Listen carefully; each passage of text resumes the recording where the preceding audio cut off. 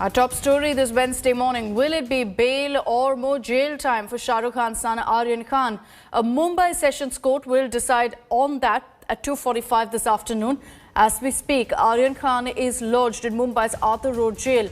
He had approached the Sessions Court for bail after the Mumbai Magistrate Court rejected his bail plea, terming it unmaintainable. Now, the Narcotics Control Bureau in court previously argued that giving bail to Aryan Khan could lead to tampering of evidence given his influential status. Aryan's legal team filed a fresh plea on Friday under the NDPS Act, seeking bail in the Mumbai cruise drug case. Aryan, on his part, has maintained that no drugs were found on him in person, and he's been accused wrongfully. Aryan has been accused of procuring and of consumption of drugs. Now, Aryan's bail plea will come up for hearing in Mumbai Sessions Court today, and Aryan's lawyers have maintained that he should be granted bail because no drugs have been recovered from him and he can't tamper with evidence as claimed by the NCB because largely the evidence is WhatsApp chats which are already with the narco agency. Here's a quick look at Aryan's 10-point bail defense.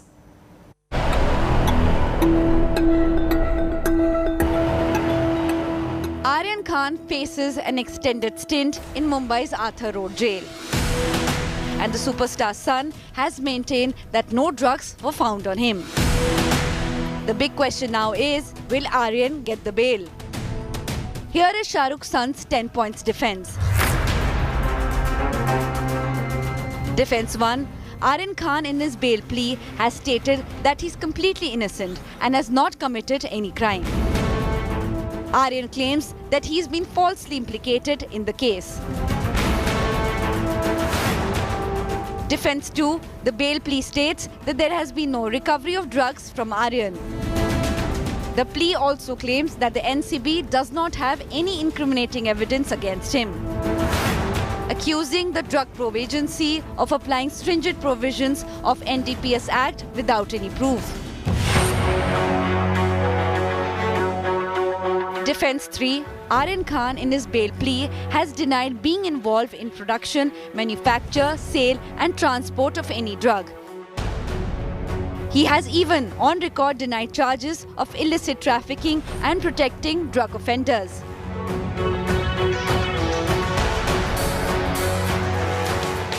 Defense 4. The Narcotics Bureau had told court that it had access to incriminating WhatsApp chats that pointed to an international drug syndicate. Aryan claimed the chats had nothing to do with drugs but were in fact about football. Defense 5. Seeking bail, Aryan argues that no narcotic drugs were seized from him and the allegations pertains strictly to small quantities. Hence the bar under Section 37 of NDPS Act, making the offence serious and non-bailable, does not apply. Remember, contraventions involving small quantities are punishable with rigorous imprisonment of a term which may extend to 1 year or a fine which may extend to ₹10,000 or with both. Defense 6. The superstar's son has claimed that the charges would still fall within ambit of consumption of drugs, which attracts a maximum jail term of up to 1 year or with fine or both. Defense 7. Aryan's bail plea claims that recoveries from other accused cannot be held against him and the entire recovery in the case cannot be used against him.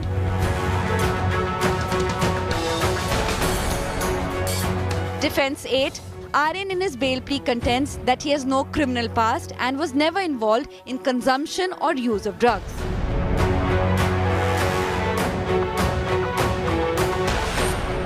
Defense 9. During the hearing in court, Aryan had said he had strong roots in the society and is permanent resident of Mumbai. His bail plea claims that there is nothing on record to suggest that he would abuse his liberty.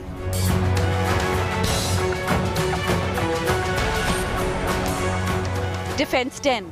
Last but not the least, Aryan in his bail plea argues that not only is he the son of prominent Bollywood actor, but he also holds a bachelor's degree in cinematic arts from the University of Southern California.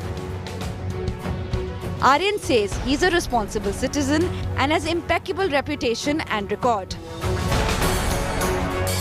On Wednesday, the Mumbai Sessions Court will hear Aryan Khan's bail plea at 2:45 p.m.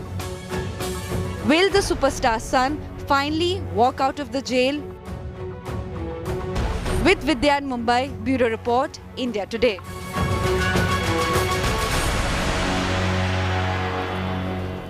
The Narcotics Control Bureau is likely to oppose the bail application of Aryan Khan once again in connection with, of course, the cruise ship drug bust case. After Aryan's arrest tightened its grip on drug suppliers, they maintain that they've got a lot more evidence since his arrest.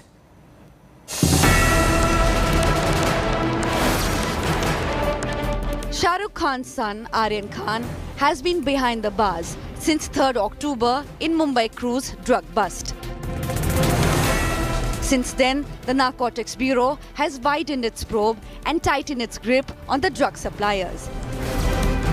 20 people, including 2 Nigerian nationals, are arrested so far following the drug bust. Now, the NCB is betting on Imtiaz Khatri and the driver of Shah Rukh Khan to keep Aryan in custody and investigate the case further. Bollywood producer and builder Imtiaz Khatri has been summoned twice by the NCB in the drugs case. Khatri was grilled by the NCB for 7 hours on Monday. Sources tell India Today that Khatri had denied any knowledge of Aryan Khan consuming drugs. The investigators believe Khatri is connected to several Bollywood stars. He is a regular at page 3 parties.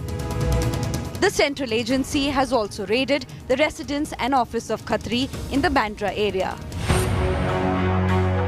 His name had also cropped up during the investigations into the death of actor Sushant Singh Rajput last year for allegedly supplying drugs to him. The other key individual on the NCB's radar is Shah Rukh Khan's driver. The NCB recorded the driver's statement on Saturday. According to sources in the NCB, Shah Rukh Khan's driver revealed that Aryan Khan, Arbaz Merchant, Prateek Gaba and another person had left the actor's residence, Mannat, for the cruise party together on October 2nd. The driver's statement contradicts Aryan's argument in court. Aryan's lawyer, Satish Mane Shinde, has argued that Aryan was a special invitee to the cruise and he met Arbaz Merchant at the entrance. Mane Shinde also claims Aryan and Arbaz were walking together towards the ship when they were intercepted by the police and taken into custody. A special court in Mumbai is taking up Aryan Khan's bail plea on Wednesday.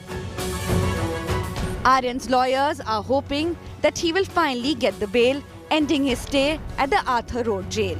Bureau Report, India Today.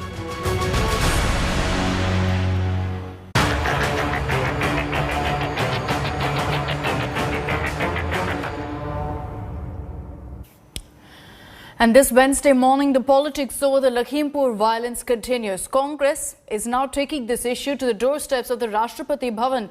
A 7-member delegation led by Rahul Gandhi will meet with President Ramnath Kovind to place before him a memorandum of what they call facts. In a letter addressed to the President on October 9th, Congress said that no action has been taken against Ashish Mishra yet. This despite the open warning that was issued to farmers by MOS Home Ajay Mishra. The letter also states that Ashish Mishra was behind the wheels of the vehicle which mowed down farmers. The Congress has demanded that Union Minister Ajay Mishra quit his post due to his position to influence the probe in which his son has been booked for murder. Congress also accused the centre of remaining silent in this whole issue. They're asking for a probe against Ajay Mishra and pending cases against him. This delegation led by Rahul Gandhi includes his sister Priyanka Vadra, A.K. Antony, Mallikarjun Kharge, K.C. Venugopal, Adhir Ranjan Chaudhary and Ghulam Nabi Azad. For the Lakhimpur violence, a video of the MOS home Ajay Mishra is doing the rounds, in which he was heard saying that he can take care of protesting farmers in a matter of minutes. ऐसे 10-15 लोग यहाँ पर शोर मचाते हैं तो यहाँ पूरे देश में फैल जाना चाहिए था आंदोलन। अगर कृषि कानून खराब होते क्यों नहीं फैला? 10-11 महीने हो गए। मैं ऐसे लोगों को कहना चाहता हूँ कि सुधर जाओ, नहीं तो सामना करो आके, हम आपको सुधार देंगे, 2 मिनट लगेगा केवल। और जिस दिन मैंने उस चुनौती को स्वीकार करके काम कर लिया, उस दिन पलिया नहीं लखीमपुर तक छोड़ना पड़ जाएगा, ये याद रखना। The Prime Minister yesterday lashed out at the opposition and activists, accusing them of selective outrage on issues of human rights. He added that this was a dangerous trend for the country. Here's what the Prime Minister said and also the reactions that came in soon after.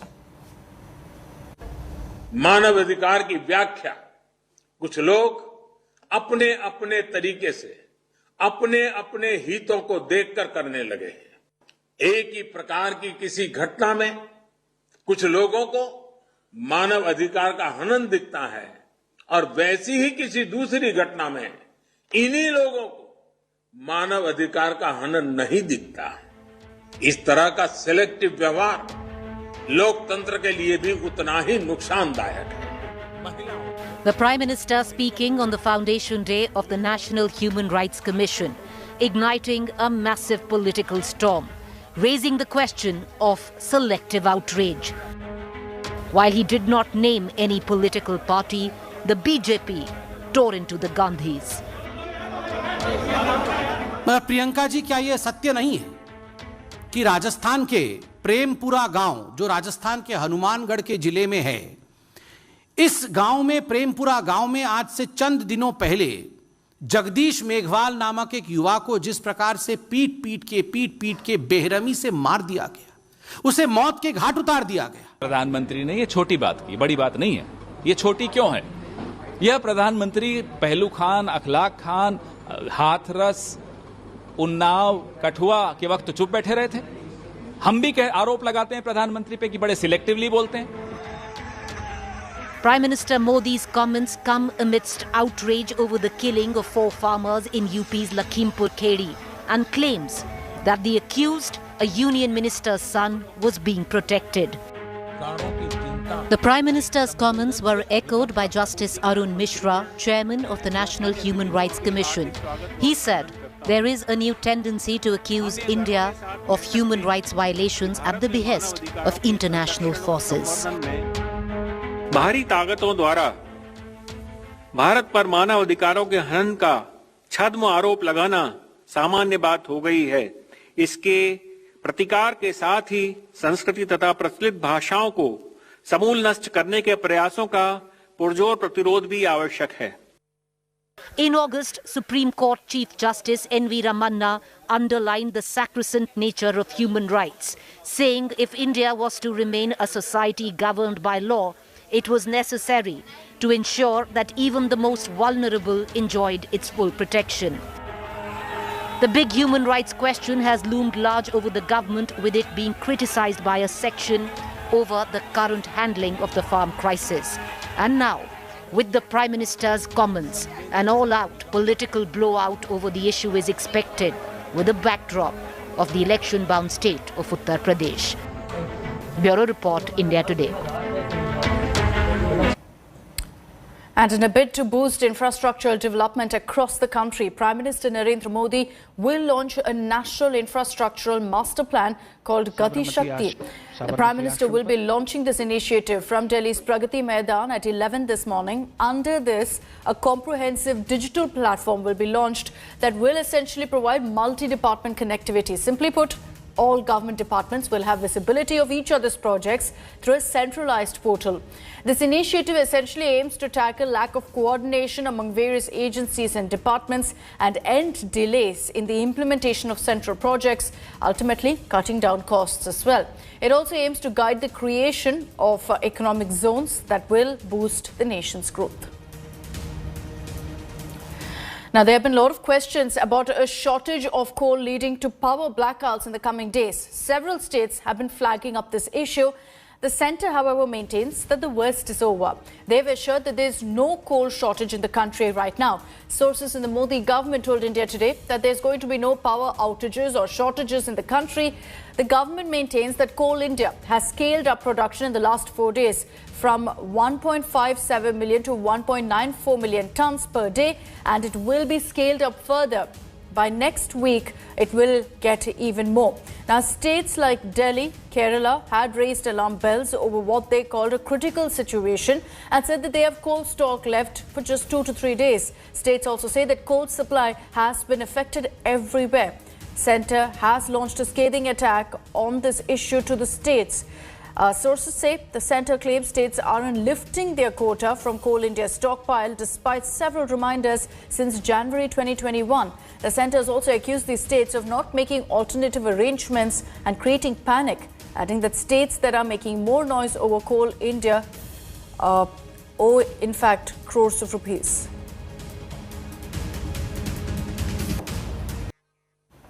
India's got its very own vaccine finally for kids. Covaxin has got the emergency use approval from the vaccine panel for kids aged 2 to 18 years. While the official note from the drug controller is still awaited, the green light from the vaccine panel marks a huge step in the fight against the virus.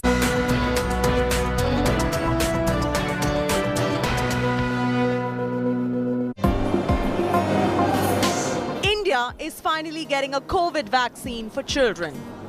Bharat Biotech's Covaxin is recommended for emergency use approval in children between 2 and 18 years of age.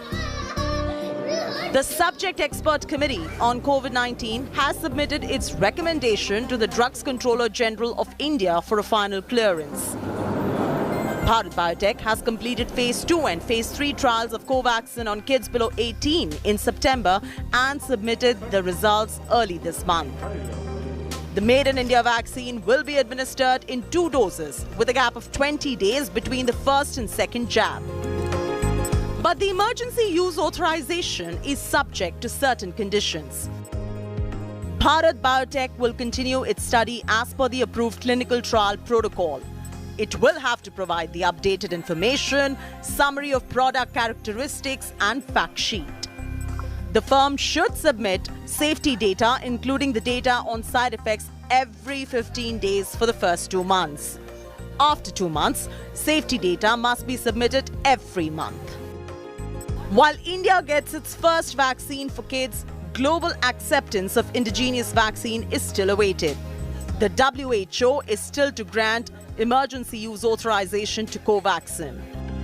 Still, adult vaccine is not approved for WHO. It's a matter of days. We have got very good data published in very good journal. It's a matter of days. We are going to get approval by WHO for adult patients, as well as very soon we are going to get pediatric approval by WHO whenever the raw data is going to be in the public domain.